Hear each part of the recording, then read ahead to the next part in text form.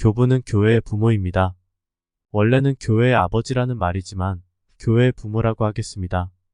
성 페르페투아와 같이 비록 우리가 교부로 부르고 기억하지 않아도 초기 그리스도교에 큰 기여를 한 여인들이 얼마든지 있으니 말입니다. 교부 대부분 아주 영향력이 큰 설교자이며 신학자였습니다.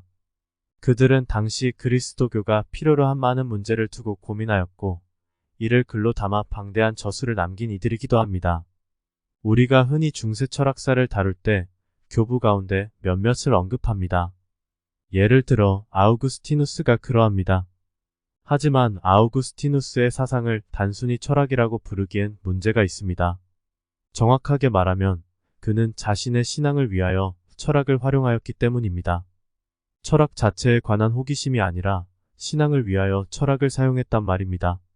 즉 그는 당시 그리스도교가 당면한 문제, 즉 신학의 문제를 해결하기 위해 당시 지중해의 가장 보편적인 이성의 도구인 철학을 활용한 것이지 철학 그 자체가 궁금하거나 자기 자신이 철학자가 되기 위하여 철학을 한 게 아닙니다.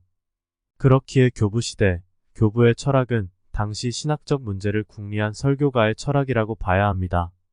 철학자의 철학이 아닌 설교가가 자신에게 당면한 교회사적 문제 혹은 신학적 문제를 해결하기 위해 철학을 활용하며 등장한 철학, 신학의 수단으로의 철학이란 말입니다. 철학은 이미 고대부터 무신론 철학이 있었습니다.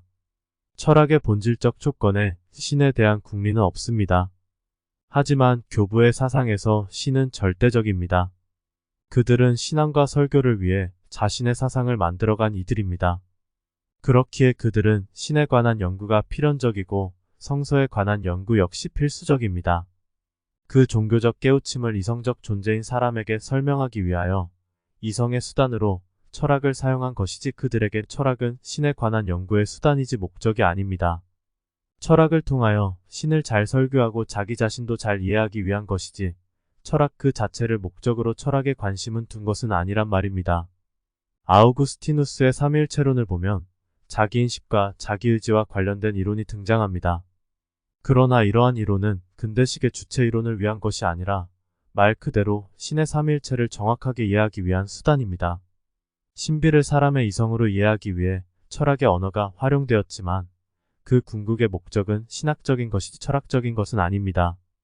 아우구스티누스의 고백록에 등장하는 시간에 관한 고민도 마찬가지입니다. 20세기 초중반 철학자들이 시간을 두고 깊이 고민하였지만 이와 아우구스티누스의 고민 이유는 같지 않습니다. 교부는 스스로 철학자라고 생각하지 않은 이들이 대부분입니다. 그러나 그들은 스스로 교회의 선생이고 설교가이고 주교라고 생각한 이들입니다. 그들의 철학은 그런 그들이 자신의 직을 수행하며 사용한 것이지 철학자의 철학이 아닙니다. 이런 관점에서 그들의 철학을 읽으면 그 철학이 왜 이런 고민을 했는지 이해하기 편합니다.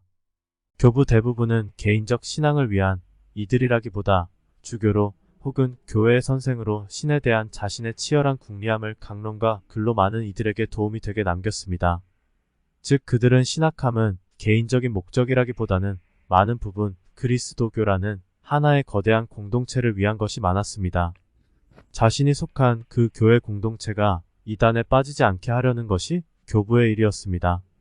이를 위해 신도들을 설득하고 설득해야 했고 그 설득의 수단으로 철학이 적절하게 활용되었습니다.